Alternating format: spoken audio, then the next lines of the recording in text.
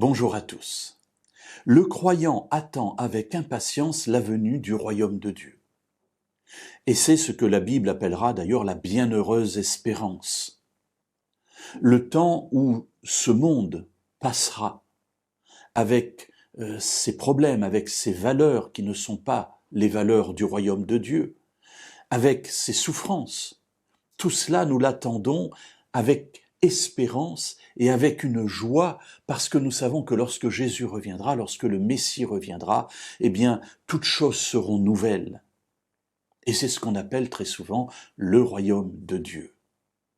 Du temps d'Israël, du temps de Jésus, les personnes qui vivaient à cette époque-là avaient la même aspiration. Et voilà qu'un jour, un certain nombre de personnes, des pharisiens, s'approchent de Jésus pour lui demander « Mais quand viendra le royaume ?» Alors bien sûr, dans leur idée, c'est un royaume terrestre aussi, c'est un royaume bien sûr où les valeurs de Dieu vont s'appliquer, mais où on va aussi chasser les Romains d'Israël et où le Messie sera présent. Bref, on est un peu décalé bien sûr avec le message de la Bible, mais ça c'est une autre histoire.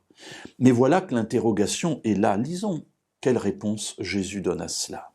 Dans Luc, chapitre 17, versets 20 et 21. Interrogé par les pharisiens pour savoir quand viendrait le royaume de Dieu, il leur répondit.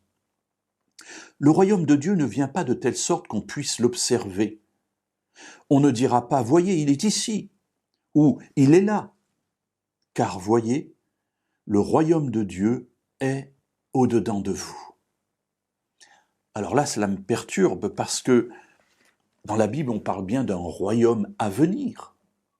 Voici, je crée de nouveaux cieux, une nouvelle terre où la justice habitera. Voilà, déjà du temps du prophète Ésaïe, on a cette certitude, cette annonce de la venue d'un royaume.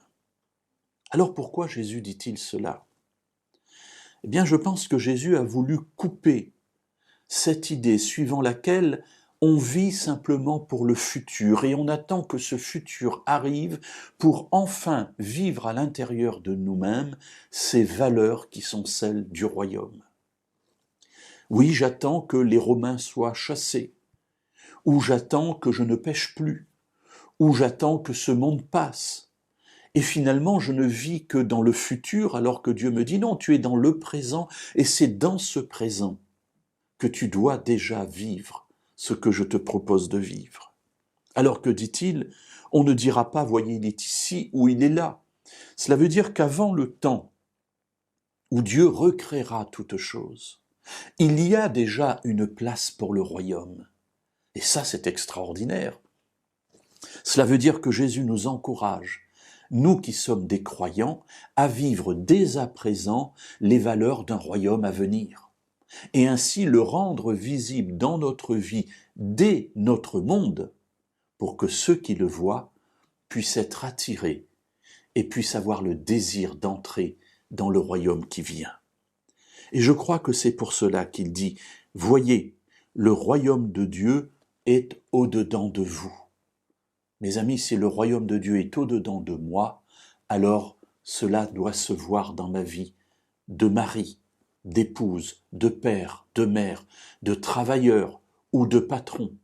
Tout cela doit se voir, parce que Dieu ne peut pas vivre à l'intérieur de nous sans que cela puisse se voir de l'extérieur.